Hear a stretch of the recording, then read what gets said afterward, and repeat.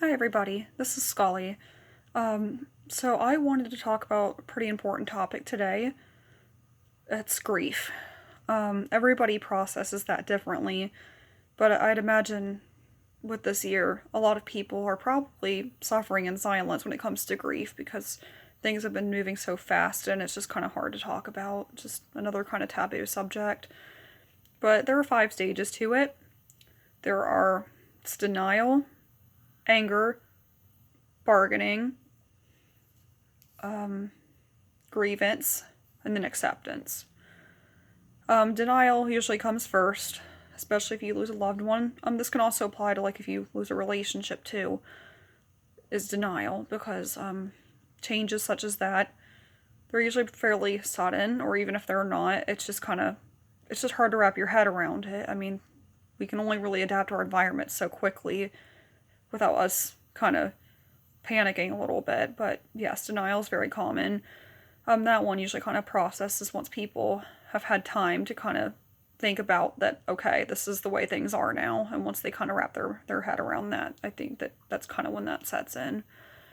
Anger is a very common one because people, situations don't just simply change without people noticing. I mean, they're gonna have some strong feelings about it because that's just part of being human. And a lot of it can be, especially if you felt like you didn't have control over the situation, or if you look back and feel that things might have been different had you attempted to change them sooner. But of course, with the end result being what it is, it's very possible that sometimes the end result is fairly the same, but not having that control is also very powerful. So that can also lead to things like the denial and the anger as well. When you see bargaining, it's more when people are very desperate to not want those situations to change, like to save their marriage or to have and hold somebody they've lost very near and dear to them.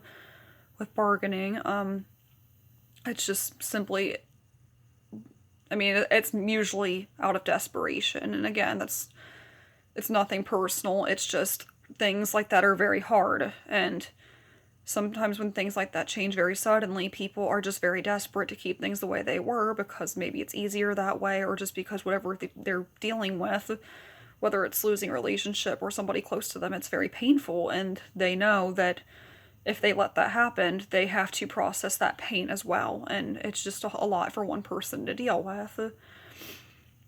Usually, the grievance part comes after the bargaining stage. You realize there's no way you can bargain it. You can't be in denial because it's still happening, especially if it's somebody who is terminal and finds out they're dying. That, again, these 5 stages can apply to as well.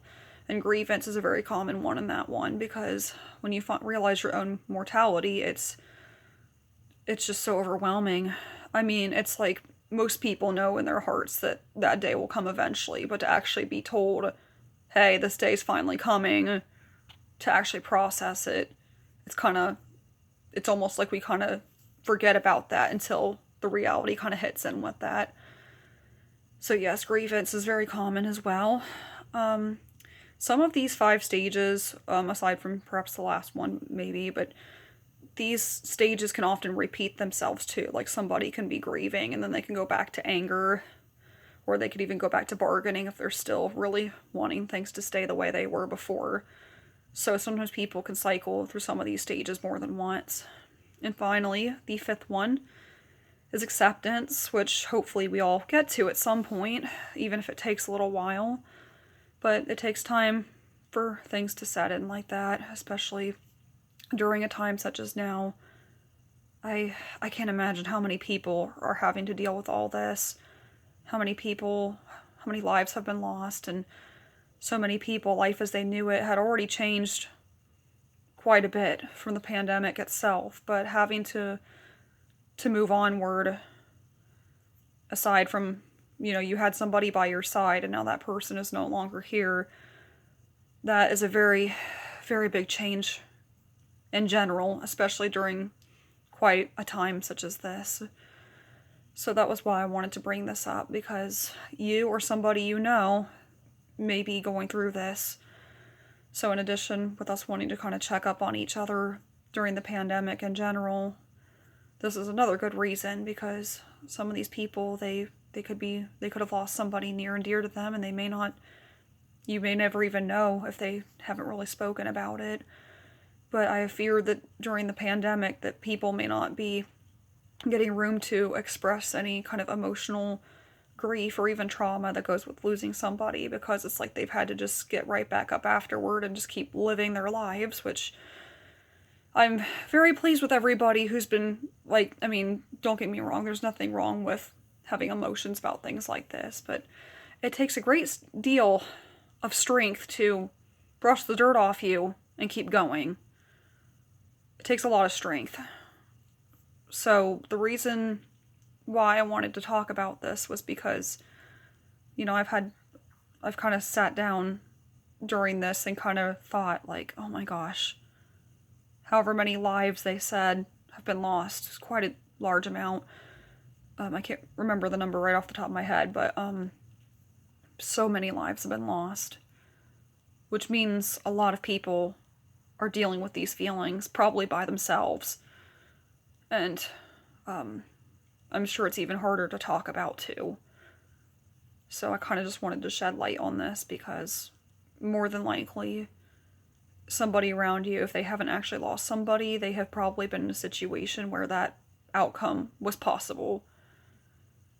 So just kind of keeping this in mind, I'm sure we still probably have a long way to go with all of this, sadly. But if you have lost someone or been in any situations like that,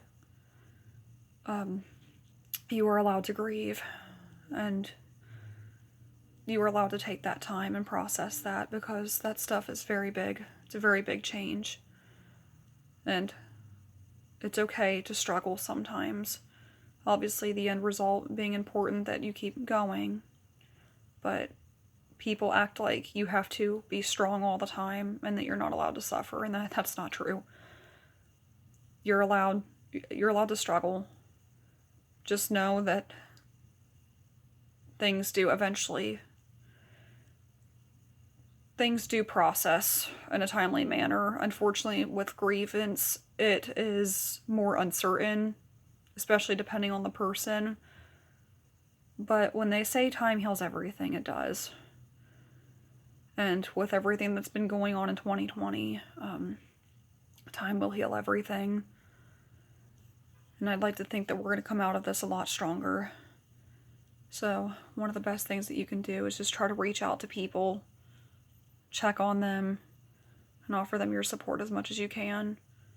Because even if you haven't lost anybody, with this pandemic especially,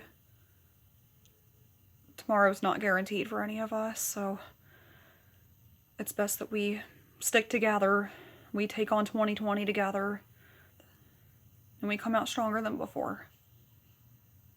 Because we all have that capability. And again, thank you guys if you've been watching my videos. I really appreciate it. I mean, you guys all have busy lives, and if you've taken time to watch and listen to any of my videos, I greatly appreciate that. And just know that this is me just trying to reach out, offer something to someone who needs it, and if not, that's okay. But hopefully we can all be there for each other during this, and we can come out stronger. See you next time.